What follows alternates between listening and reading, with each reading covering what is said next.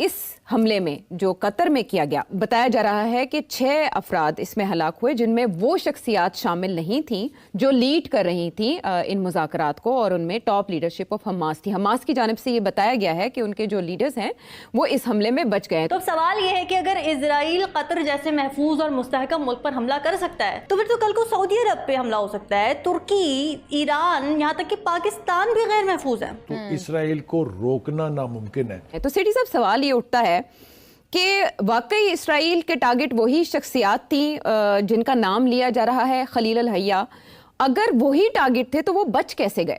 ہاں، خلیل اور ساتھ خالد مشال اور باقی ان کے ساتھی۔ اب سوال یہ ہے کہ کیسے بچ گئے۔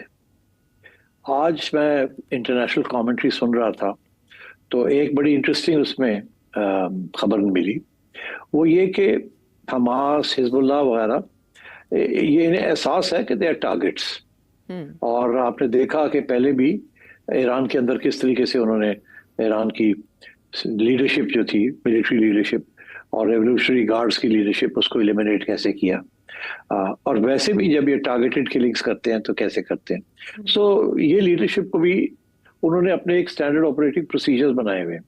ان میں سے ایک بات آج سامنے آئی ہے کہ وہ ہوتا یہ ہے کہ جب یہ کوئی کسی جگہ پہ یہ ملتے ہیں جو ڈیزگنیٹڈ ہوتی ہے جگہ، تو وہاں جاتے ہیں کہ اگر فلانے گھر میں یا فلانی جگہ پہ ملنا ہے تو دے ول آل گو دیر، مگر میٹنگ سے 15 منٹ پہلے ایک دم وہاں سے شفٹ کر کے اور کوئی ساتھ والی بلڈنگ میں چلے جاتے ہیں تاکہ لگے ایسے ہی کہ وہ اسی بلڈنگ میں ہیں، مگر وہ اس بلڈنگ میں نہیں ہوتے، وہاں کی کوئی ساتھ والی، اور وہ سلیکٹ بھی ایسے ہی کی جاتی ہے وہ بلڈنگ کہ اس بلڈنگ سے دوسری بلڈنگ میں جانے کے لیے آپ کو باہر نہ انکشاف ہوا ہے، بلکہ دعویٰ ہوا ہے اسرائیلی عہدیدار کی طرف سے کہ اس حملے کی نہ صرف امریکہ کو پیشگی اطلاع تھی بلکہ امریکہ نے اس حملے کے لیے مدد بھی کی۔ وہاں پہ امریکن بیسز ہیں اور اپنے الائز پہ حملہ کروایا امریکہ بہادر نے، اس میں کیا سبق پنہا ہے ہمارے لیے؟ آج کے حملے کے بعد اسرائیل تو اس بات کا اعلانیہ طور پر اعتراف کر رہا ہے کہ اب تو وہ کسی ملک کو نہیں چھوڑے گا، کسی بھی مسلمان ملک کو۔ تو بخاری صاحب، اب تو یہ ان کنٹریز کا، عرب ممالک کی کنٹریز کا نیشنل سیکیورٹی تھریٹ بن چکے ہیں ان کے لیے۔ جگہ جو مذاکرات اور امن قائم کرنے کی علامت سمجھی جاتی ہے،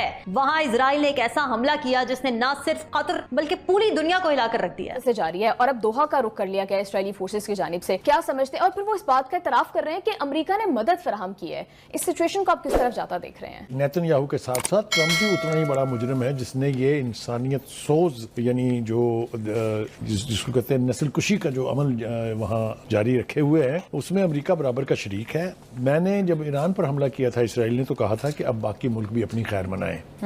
یہ جو عرب ممالک ہیں ان کی قسم پرسی پر مجھے ترس بھی آتا ہے، غصہ بھی آتا ہے، اس لیے کہ تمام تر وسائل ہونے کے باوجود، تمام تر ملٹری ایکوپمنٹ ہونے کے باوجود ان میں اتنی سخت نہیں ہے کہ امریکہ، اسرائیل جیسی چھوٹی سی ریاست جو اتنی سی جس کی اوقات ہے ٹوٹل، اس کے خلاف کوئی اقدام کر سکیں۔ وہ دوسری بات ہے کہ اسرائیل کا اب دیدہ اتنا کھل گیا ہے کہ 6 مہینے میں اس نے 6 ممالک کے خلاف جارحیت کی ہے، حملے کیے ہیں ان کے اوپر۔ تو یہ تو کھلی انٹرنیشنل جارحیت ہے، اس کے اوپر اگر سارے اپنے اپنے گھٹنوں میں منہ دے کے بیٹھے رہیں گے تو میں آپ کو پھر دعوے سے کہہ رہا ہوں، گریٹر اسرائیل اور نو گریٹر اسرائیل، یہ اسرائیل ان سب کو ناکوں چنے چبوا کے رکھے گا، کیونکہ اسرائیل ایک وہ رستا ہوا ناسور ہے جس نے خطے کے تمام ممالک کو کسی نہ کسی طریقے سے یعنی نقصان پہنچایا ہوا ہے، وہاں جارحیت کی ہوئی ہے۔ ہمیں افسوس ہے، ایک بات تو یہ ہے کہ میں فوری رد عمل کے طور پر یہ سمجھتا ہوں کہ مسلمان ملکوں کو ابراہیم اکارڈ جو ہے اس کو ختم کر دینا چاہیے۔ بالکل،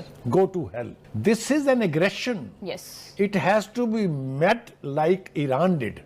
Yes. کال مسلمان ملک کے اوپر ہوا ہے اس کی ایئر سپیس، تو یہاں سے آپ اندازہ لگا لیں کہ امہ کا اس ٹائم کیا حال ہے۔ اور پاکستانی جرنیل یہ بھانپ گئے ہیں کہ اسرائیل از انیویٹیبل، وہ یہ بھانپ گئے ہیں کہ ہم نے اب جھکنا ہے، سجدہ کرنا ہے تو ہم چلیں گے ورنہ ہماری بدماشیاں ختم ہو جائیں گی، اور اسی لیے یہ اس طرف بھاگ جا رہے ہیں، یہ راستہ انہوں نے چن لیا ہے۔ ابھی تک کی صورتحال تو یہ ہے کہ قطر کے فیس پہ ایک ایگ پڑا ہوا ہے، کیونکہ ایران کی ایئر سپیس وائلیٹ کی تھی نا اسرائیل نے، ایران نے بڑا تگڑا جواب دیا تھا اسرائیل کو۔ اب قطر کی ایئر سپیس وائلیٹ ہوئی खाली है। कतर के ऊपर कोई सैंक्शंस नहीं है, कतर को तेल गैस बेचने की पाबंदी नहीं है, कतर के पास माल की भी कमी नहीं है, हथियारों की भी कमी नहीं है। इसके बावजूद कतर की तरफ से कोई जवाब दिए जाने की कोई ना इतला है, ना खबर है, ना उनका इरादा है, बल्कि ट्रंप ने उल्टा कह दिया है कि यहाँ से हमें अमन हासिल करने का मौका मिलेगा। तो फिलहाल तो मैं इतना ही कहूंगा कि इन तिलों में तेल नहीं है। अरब ममालिक मुकम्मल तौर पे लेट चुके हैं, अब इब्राहिमी मुआहदा होना ही होना है और इसराइल अपनी टांग ऊपर रख के मनवाएगा। यहाँ पे रोजाना उधार खाए बैठे होते हैं कि पाकिस्तान तो इसराइल के साथ सौदा कर रहा है, पाकिस्तान तो तस्लीम कर रहा है।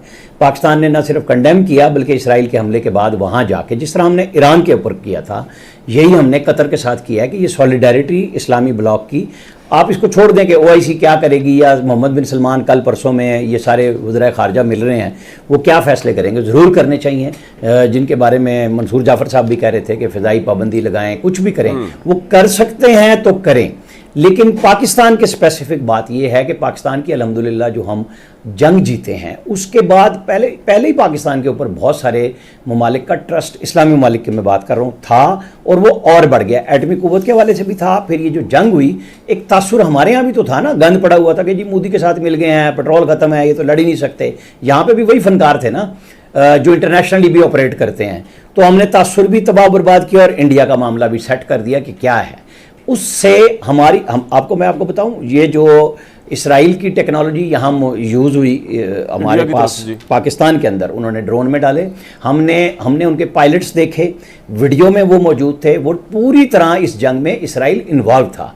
हजीमत का सामना इंडिया को नहीं इसराइल को भी करना पड़ा है। जैसे वो बात होती है ना कि जी राफेल जो गिराया तो वो फ्रांस का अकेले का नहीं था, फिर रशिया अकेला नहीं था, इसमें इसराइल और हमने उनकी बहुत सारी टेक्नोलॉजी जो ड्रोन की थी हमने बिल्कुल साइबर अटैक से वो बेहतरीन अंदाज में मुकम्मल भी उतारे और ज़ाहिर रिवर्स इंजीनियरिंग भी हो चुकी होती है और चीज़ें क्लियर हो जाती हैं। अमेरिका का हमारे साथ कोई गुफ्तगू नहीं हो रही, मुकाबले पे बात नहीं हो रही। अमेरिका ने अपना बंदा पिट्ठू रखा हुआ है ना आगे इसराइल कि जी ठोक दो। जितने बड़े मुआहदे गिफ्ट्स आपने सारे जिक्र कर दिए, वहाँ तैयारों की इतनी गुंजाइश नहीं है जितने उन्होंने तैयारे खरीदे हुए हैं। इतने सैटेलाइट उनको ज़रूरत नहीं है, इतने उनको आप रेडार कहें कि कतर को ज़रूरत नहीं है, लेकिन उन्होंने अंबार लगा दिया। हाँ, कतर के अमीर को आप एक क्रेडिट देंगे, जब सऊदी अरब से लड़ाई हुई तो ये नहीं हुआ कि वो कोई घुटने टेक के बैठ गया, उसने पूरे अपने आवाम के लिए पूरी दुनिया से फूड सिक्योरिटी के हवाले से इकट्ठा कर लिया, चाहे दुनिया से कहीं कितना भी महंगा लाया, वो पैसे कमा रहे हैं। इसराइल ने अरब वर्ल्ड को ये एक पैगाम दिया है कि वो किसी तौर के ऊपर जहां भी चाहेंगे वो अपनी मर्जी से स्ट्राइक कर सकते हैं, चाहे वो अमेरिका का कितना ही करीबी एलाई और क्लोज एलाई ना हो। तो ये एक बुनियादी तौर पे एक मैसेज के तौर के ऊपर भी कन्वे किया गया है तमाम अरब ममालिक को। और उसके साथ साथ ये सिर्फ एक फौजी कार्रवाई नहीं थी बल्कि आलमी कवानीन, रियासती खुदमुख्तारी और सिफारती इक़दार के मुंह पर एक तमाचा थी। इजराइल ने कतर में हमला करके इस सिफारती मेज को ही उलट दिया है, यानी ये कह दिया है कि जी हम डिप्लोमेसी में बिलीव ही नहीं करते, हम बातचीत में मुज़ाकरात में बिलीव ही नहीं करते। तो ये हमला खित्ते के दूसरे ममालिक के लिए भी खुला पैगाम है, एक थ्रेट है कि अगर आप फलस्तीन की हिमायत करेंगे तो आप भी निशाने पर आ सकते हैं। तो अगर आज कतर जैसे मुल्क पर ये हमला नजरअंदाज कर दिया गया तो कल को खित्ते का कोई और मुल्क इसकी जद में होगा। ये सवाल अब आलमी बरादरी के सामने खड़ा है कि क्या दुनिया इजराइल को मजीद छूट देती रहेगी।